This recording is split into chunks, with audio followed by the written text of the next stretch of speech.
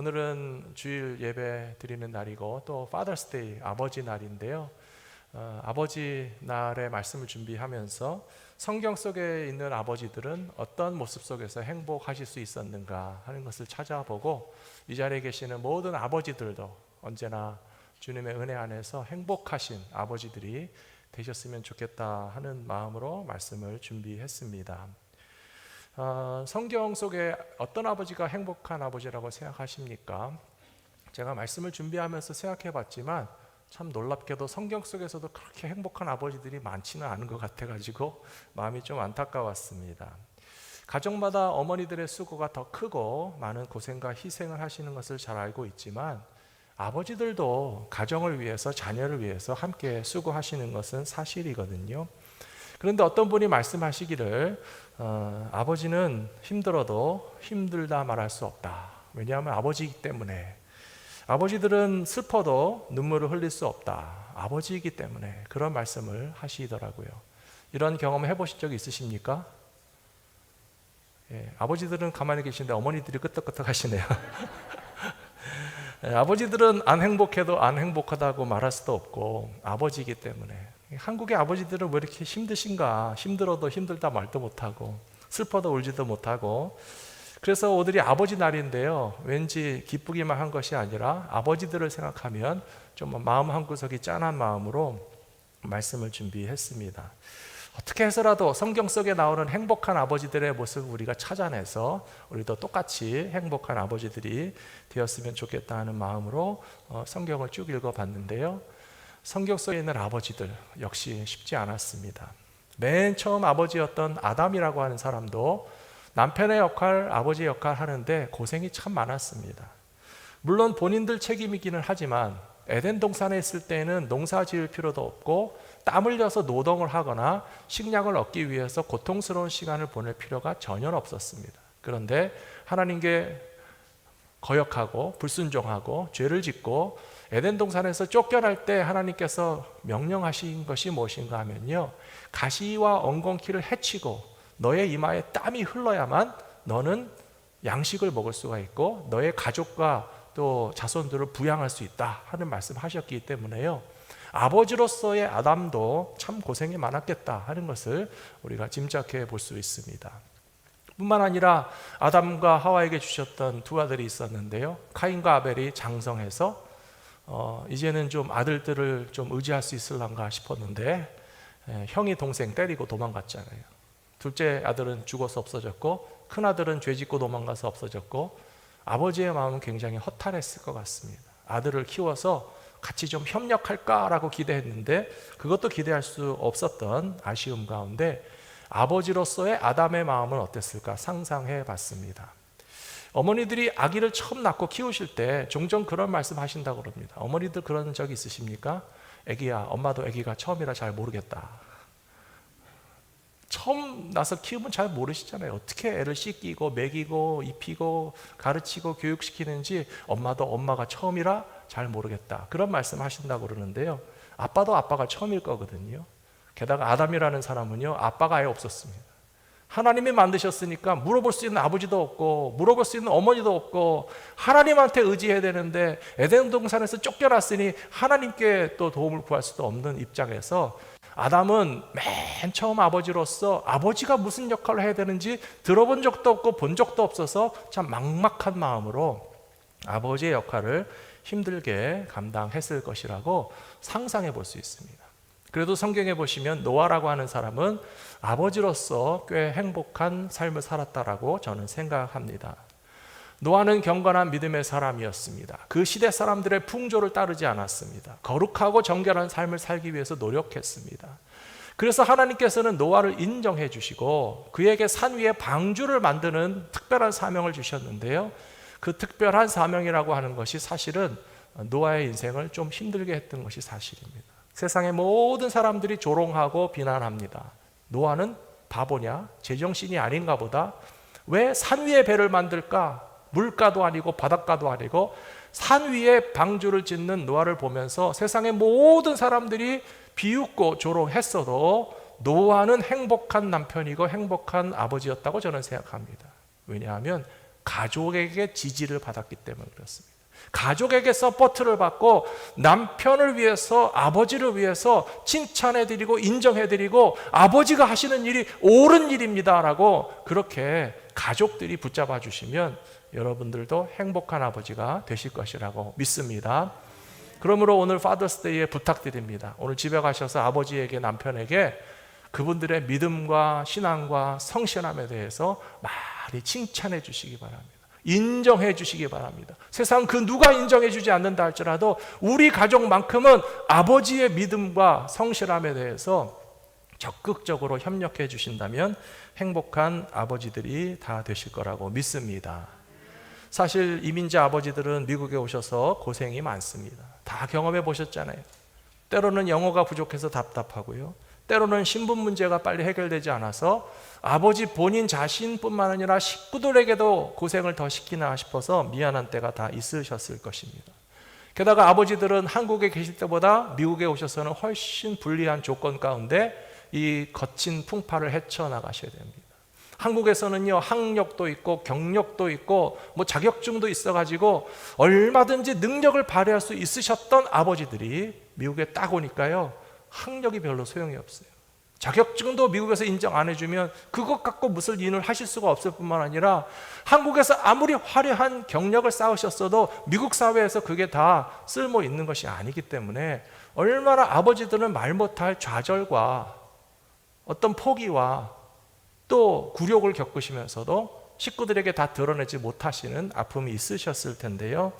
그러나 노아를 가족이 인정해주고 존경해주고 감사해주고 아버지로서 대접을 해줄 때에 하나님께서 맡기신 믿음의 사명을 멋지게 감당하셨던 것처럼 교회에서나 가정에서 믿음의 아버지들이 칭찬과 인정을 받으신다면 오늘로부터 더욱더 행복한 아버지들이 다 되실 것이라고 저는 믿습니다. 그렇게 해주시기 바랍니다. 또 모든 아버지들에게 기쁨과 소망이 있다면 오늘 말씀을 보니까요, 미래에 대한 확실한 소망을 품은 아버지들은 행복하다라고 하는 것이 느껴집니다. 히브리서 11장 8절 말씀해 보시면 믿음으로 아브라함은 부르심을 받았을 때에 순종하여 장래의 유업으로 받을 땅에 나아갈새 갈 바를 알지 못하고 나아갔다라고 되어 있습니다. 아브라함도 막막했을 것입니다. 가나안 땅에 무슨 보장된 곳에 가는 것이 아니었거든요. 거기 땅이 있고 집이 있고 사업이 있어서 가는 것이 아니라 무작정 가족들을 이끌고 그냥 나그네와 같이, 피난민과 같이 혹은 이민자와 같이 가는데 그 중에 아브라함의 마음이 사실은 제일 걱정이 많았을 것입니다. 하나님이 그 땅을 주시겠다라고 하는 약속 하나 믿고 믿음만을 가지고서 식구들 다 데리고 가나안 땅에 갔는데 가나안 땅에 살고 있던 원주민들이 만일에 환영해 주지 않거나 그들을 회방하거나 이리로 저리로 쫓겨다니게 되면 나 혼자라면 어떻게든지 살겠지만 내 가족과 식구와 재산들은 다 어떻게 할까 하는 그런 두려움이 많이 있었을 텐데요, 그것이 정착이 되고 안정이 되고 하나님이 이 땅에 살 수 있게 해주시는구나 하는 증거들을 하나하나 얻게 될 때마다 아버지로서 안심하게 되었고, 그것이 더 든든하게 세워지게 되면 정말 하나님께 감사할 수 있을 그런 소망을 가지고 아브라함은 살았을 것이라고 저는 생각합니다. 창세기 말씀 보시면 아브라함이 드디어 땅을 사는 이야기가 나옵니다. 아내가 하나님의 부르심을 받아서 매장을 해야 되는데 매장지를 얻기 위해서 땅을 사야 된다라고 하는 생각을 가지게 되었을 때 하나님이 참 좋은 기회를 주시고 지혜를 주셨습니다. 해쪽 속이 살고 있는 지역에 막벨라라고 하는 지역에 무덤으로 쓸만한 곳이 있어서 그 땅을 사겠다고 그랬습니다. 성경에 보시면 아브라함이 그 땅을 사는 것에 굉장히 노력하고 집착하는 것을 볼 수가 있습니다. 참 이상하게도 해쪽 속 사람들은 아브라함에게 그 땅을 거저주겠다고 그랬습니다. 뭐 큰 집을 짓는 것도 아니고 어마어마한 사업을 하는 것도 아니고 죽은 아내를 위해서 그냥 묘지 정도 삼겠다는데 그 정도는 얼마든지 드릴 수 있다고 그래도 아브라함은 굳이 사겠다고 땅을 사겠다고 그래가지고 그 땅을 샀거든요. 왜 샀을까요? 자기 자신을 위해서 산 거 아닙니다. 죽은 아내를 위해서 묘지를 삼는 것, 그것은 명분입니다. 아브라함이요 굳이 땅을 산 거는요 자기 자손들을 위한 거예요. 정식 계약을 통해서 돈을 주고 산 땅이 여기 있으니 아버지가 사는 땅을 근거로 삼아서 거기로부터 안정된 삶을 살아갈 수 있는 기회를 펼쳐주기 위해서 그렇게 아브라함이 노력했던 것을 생각하신다면 아버지들도 이 땅에서 내 가정과 후손들이 살아갈 수 있는 아주 작은 발판이라도 단단하게 마련해 놓으신다면 그것으로 굉장한 보람과 행복도 느끼실 거라고 저는 생각합니다. 게다가 아브라함이 해쪽 속의 땅을 사게 된 것도 쉬운 일이 아니었습니다. 우리 성도님들도 사업을 해보셔서 아시겠지만요, 사업을 하실 때 아무하고만 다 거래하는 것은 아니죠. 믿을 만한 사람과 해야 됩니다. 마음에 드는 사람이랑 합니다. 더더군다나 땅을 팔거나 빌려준다고 생각해 보세요. 그냥 파는 것으로 끝이 아니잖아요. 그곳에서 장기간 이웃이 돼서 살아야 되는데 이 사람이 신사적이고 믿을 만한 사람이고 함께 동거하는 기간이 길어져도 나쁘지 않겠다라고 하는 그런 어떤 인정을 받고 크레딧을 얻어야지 그 사람에게 땅을 파는 것이죠. 아브라함이 만일에 해쪽 속에 인정을 받지 못했다면 400세겔이 아니라 10배, 20배를 줘도 아브라함 당신한테 땅 팔지 않겠다. 그러면 절대 얻을 수 없는 기회였어요. 땅을 살 수 있었던 것도 하나님의 은혜였던 줄로 믿습니다. 요즘 새벽에 에스더서를 읽으면서 그런 생각이 많이 듭니다. 사람의 눈에 좋게 보이는 것도 하나님의 은혜로구나. 믿으십니까? 사람들이 우리를 보기에도 믿을 만한 사람이고 함께 있고 싶고 비즈니스를 해도 같이 할 만한 사람이고 신앙생활을 하면 더욱더 함께 기쁨으로 신앙생활을 하고 싶다라고 하는 인정을 받게 되는 데는 하나님의 은혜가 있어야만 한다는 사실을 기억하시면서 에스더의 축복, 아브라함의 축복을 함께 받으시는 저 여러분들이 다 되시기를 축원합니다. 하나님의 사람들은 세상 사람들이 보기에도 좋게 보이는 역사가 일어나게 될 줄로 믿습니다. 다니엘이 바벨론의 포로로 끌려갔어도 그 포악한 느부갓네살 왕이 다니엘을 좋게 여겨서 총리 대신의 일을 맡기지 않았습니까? 나중에 다리오 왕과 같은 사람도 왕의 명령을 거역하고 하나님께 기도하는 다니엘을 얼마든지 사자굴에 던져놓고 미련 없이 그냥 처단하는 것으로 끝날 수 있었겠지만 다니엘을 사랑하는 다리오 왕이 얼마나 간절했든지 그것도 하나님의 은혜 덕분으로 사랑받았던 그런 인생이 되었던 것처럼 우리들도 하나님의 은혜로 말미암아 세상에서도 교회에서도 무슨 일을 하든지 사람에게까지 사랑받을 수 있는 믿음의 아버지들과 어머니들이 다 되실 줄로 믿습니다. 사실 아브라함이 남겨놓은 것은 땅이 전부가 아니었습니다. 히브리서 11장 16절에 보시면 그들이 이제는 더 나은 본향을 사모하니 곧 하늘에 있는 것이라 이러므로 하나님이 그들의 하나님이라 일컬음 받으심을 부끄러워하지 아니하시고 그들을 위하여 한 성을 예비하셨느니라 라고 되어 있습니다. 아브라함이 사모하던 본향은 갈대아 우르가 아니었습니다. 아브라함이 정말로 소유하고 싶었던 땅은 해쪽 속에 막벨라 동굴의 부인의 무덤이 전부가 다가 아니었고요. 나와 내 자손들이 대대로 다 영원히 하나님의 나라에 들어가는 소망을 갖게 되는 것이 가장 가지고 싶었던 아버지로서의 소원이고 기도 제목이었다는 것을 생각하신다면 이 자리에 계시는 아버지들도 그와 같은 본향을 향하는 마음과 본향을 향한 믿음을 가정과 자손들과 공유하시게 되기를 축복합니다. 두 번째 행복의 조건이 그겁니다. 후손들과 동일한 약속의 유업을 공유하는 아버지들은 행복하다는 것입니다. 오늘 히브리서 11장 9절에 보시면 믿음으로 그가 이방의 땅에 있는 것 같이 약속의 땅에 거류하여 동일한 약속을 유업으로 함께 받은 이삭과 야곱과 더불어 장막에 거하였으니 라고 되어 있습니다. 여기서 제가 퀴즈를 하나 내겠습니다. 아브라함이 손자들의 얼굴을 받겠습니까? 못 받겠습니까? 왜 대답을 못 하십니까? 성경 화면에 나와 있잖아요. 아브라함이 손자들의 얼굴을 받겠습니까? 못 받겠습니까? 봤잖아요. 이삭과 야곱과 더불어 장막에 거하였다라고 하는 걸 보면 아브라함은 100세의 아들을 얻었거든요. 근데 100세 얻은 아들 이삭이라는 아들이 장가를 갔는데 첫 아들을 또 60살에 낳았거든요. 참 아버지나 아들이나 왜 이렇게 늦게 낳는지. 그래서 아버지는 100세에 이삭을 낳고 이삭은 장가가서 60살에 아들을 낳는데 아브라함이 몇 살까지 사셨냐 하면 175세까지 살았어요. 그러니까 15년 동안은 손자들을 품에 안고 손자들과 함께 장막에 거하면서 100세의 뒤늦게 아들을 보신 아브라함 할아버지가 이삭이 낳은 야곱과 에서를 15년 동안이나 같이 키우면서 그 행복을 맛볼 수 있었다는 것입니다. 그것이 전부 다가 아니고 그것보다 훨씬 더 미래의 하나님의 약속과 소망을 후손들과 공유하는 아버지라야 행복할 수 있다는 것을 저는 지금 말씀드리고 있는 것입니다. 이렇게 할아버지의 시대와 아들의 시대와 손자들의 시대는요, 몇 년씩 겹치게 되어 있습니다. 하지만 홍수 전에 돌아가시고 이민 가기 전에 돌아가신 것으로서 이제 아버지의 시대나 할아버지의 시대는 세상에서는 끝나게 하시는 것이지만 중요한 것은 무엇인가 하면 하나님께서 아버지들에게 주신 행복의 조건이 무엇인가? 약속을 함께 이어받는다는 데 초점이 있는 것입니다. 히브리서 11장 20절의 말씀 보십시오. 믿음으로 이삭은 장차 있을 일에 대하여 야곱과 에서에게 축복하였으며 라고 되어 있습니다. 아브라함도 15년 동안에는 야곱과 에서를 위해서 축복할 수 있었고요, 이삭도 자손들에게 장차 있을 일에 대해서 자기 아들들에게 축복할 수 있는 것이 최고의 기쁨이고 특권이며 행복의 이유가 되었다는 사실입니다.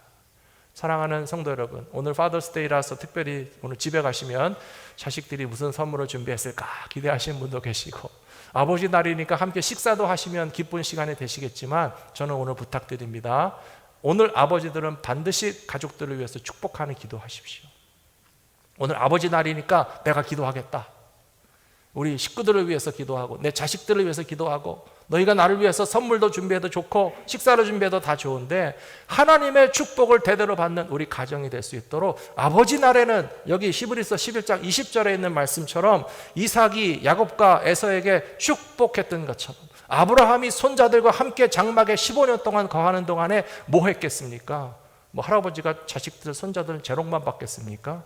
얼마나 그들을 사랑해 주시고, 얼마나 그들을 위해서 기도해 주시고, 얼마나 그들을 위해서 축복해 주시고, 하나님께서 우리에게 가나안 땅에 들어오게 하시고 손바닥만한 땅이 있어도 이곳에 살 수 있는 기회를 열어주신 여호와 하나님을 믿는 믿음 안에서 살아라 가르쳤던 것처럼 그와 같은 축복의 언약을 함께 받으실 수 있는 모든 믿음의 사람들이 되시기를 부탁합니다. 저는 오늘 말씀을 준비하면서 그런 생각을 해봤습니다. 왜 하나님은 아브라함의 시대가 마치 끝난 것처럼 보이게 하셨을까? 혹은 이삭의 시대도 한참 기록되다가 그 다음에 더 이상 남은 생에 더 많은 스토리들을 기록하지 않게 하셨을까? 어떻게 생각하면 하나님께서도 우리의 시대가 늙어지면 조용히 물러가서 어디 이렇게 숨어있게 하시는가? 그런 생각도 좀 해봤습니다. 성경을 읽어보니까요, 그렇지 않습니다. 사랑하는 성도 여러분, 하나님은 우리가 청년 때에만 빛나게 하시는 것이 아니라 노년이 되어도 우리의 인생을 하나님이 빛나게 하여 주실 줄로 믿습니다. 하나님은 우리의 인생 가운데 중장년 시대만 활약하게 하시는 것이 아니고요, 우리의 인생이 노년이 되어도 얼마든지 하나님의 영광을 위해서 빛나게 사용하실 하나님의 뜻과 계획이 있으시다는 사실을 확실히 믿으시기 바랍니다. 시편 121편 말씀해 보시면 제가 오늘 시작할 때 읽었는데요, 눈을 들어 산을 보아라. 너의 도움이 어디서 올꼬? 너의 도움이 천지를 지으신 여호와에게서로다. 하나님은 졸지도 아니하시고 주무시지도 아니하시고 우리를 지키시는데요, 마지막 8절 끝에 보시면 너의 출입을 시작부터 영혼까지 지키신다라고 하셨는데, 그 출입은요, 문에 들락날락 하는 거 말하는 거 아니에요. 우리 인생의 시작과 끝을 의미하는 것입니다. 우리가 이 세상에 들어오는 날부터 우리의 육체의 생명이 이 세상에서 떠나는 그날까지 여호와께서는 영원토록 지키시리로다 하신 말씀처럼 아브라함의 생애는 175년 동안 하나님이 영광 받으신 거예요. 성경에서 기록되지 않은 그 뒷부분이 없다 그래서 결코 뒷방의 노인네같이 아브라함은 그냥 숨어 계셨던 것이 아니에요. 그의 생애가 하나님을 만난 이후로 75세부터 175세까지 100년 동안 하나님께서 빛나게 하시고 영광을 받게 하심으로써 오늘 우리들에게는 믿음의 조상이라고 하는 영광스러운 칭호를 얻게 하신 것이 아닙니까? 저는 거기에 관한 증거가 성경에 많이 있다고 생각합니다. 그 중에 두 가지만 말씀드리겠습니다. 아브라함의 자손이 애굽에 가서도 야곱이 무슨 소원을 말했습니까? 내가 죽으면 나를 우리 조상들이 묻혀있는 가나안의 막벨라 동굴에 나도 묻어달라 그랬어요. 애굽이 좋지 않았겠습니까? 아들이 총리 대신이 되어서 정말 1인지하 만인지상에 있는 그런 요셉 총리의 아버지였던 야곱이 내가 죽으면 가나안 땅에 묻히게 해달라고 한 것은 고향 때문이 아니었고 할아버지의 믿음 때문이었습니다. 그리고 요셉도 똑같이 우리 조상들이 누워 계시는 가나안 땅에 나를 장사 지내달라고 부탁했습니다. 그것은 바로 아브라함의 영향력이 175세 세상을 떠나는 날까지 정말 찬란하게 빛났다는 것을 증명해주는 성경 구절이라고 생각합니다. 한 가지 더, 아브라함의 생애는 끝까지 빛나는 인생이었다는 것을 확실하게 증명할 수 있는 것은 바로 그의 이름 속에 담겨져 있습니다. 아브라함의 이름 의미를 아시잖아요. Father of many nations. 이름 속에 아버지라고 하는 단어가 들어있어요. 오늘 Father's Day에 우리가 기억할 만한 최고의 아버지는 그래서 저는 아브라함이라고 생각합니다.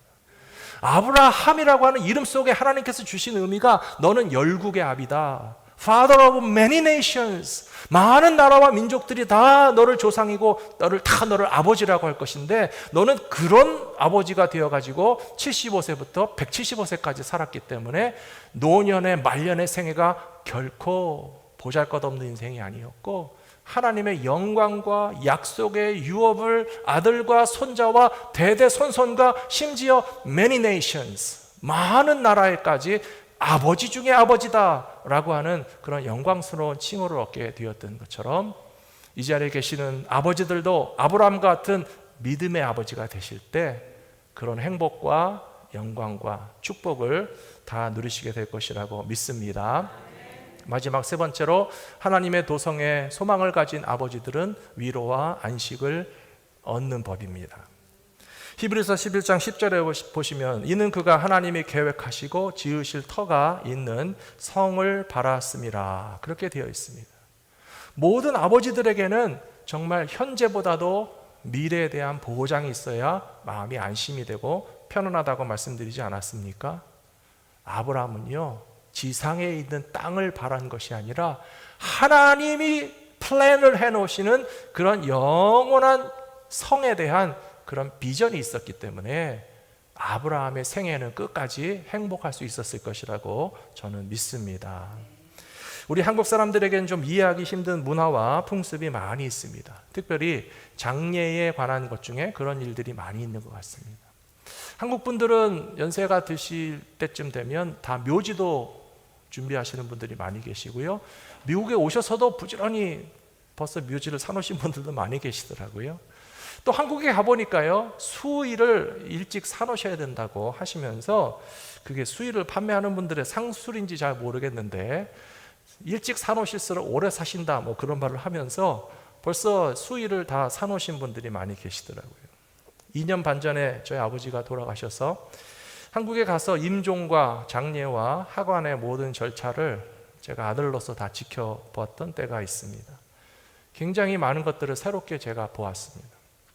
미국에서도 장례식을 많이 치러보았지만 정말 한국에서 저희 아버지가 돌아가시고 땅에 묻히시는 그 모든 전 과정을 다 지켜보면서 한국인의 죽음의 실상을 정말 남김없이 경험할 수 있는 그런 기회가 있었습니다. 수의를 왜 미리 준비하신다고요? 미리 사놓으면 오래 사시니까요? 그건 핑계예요.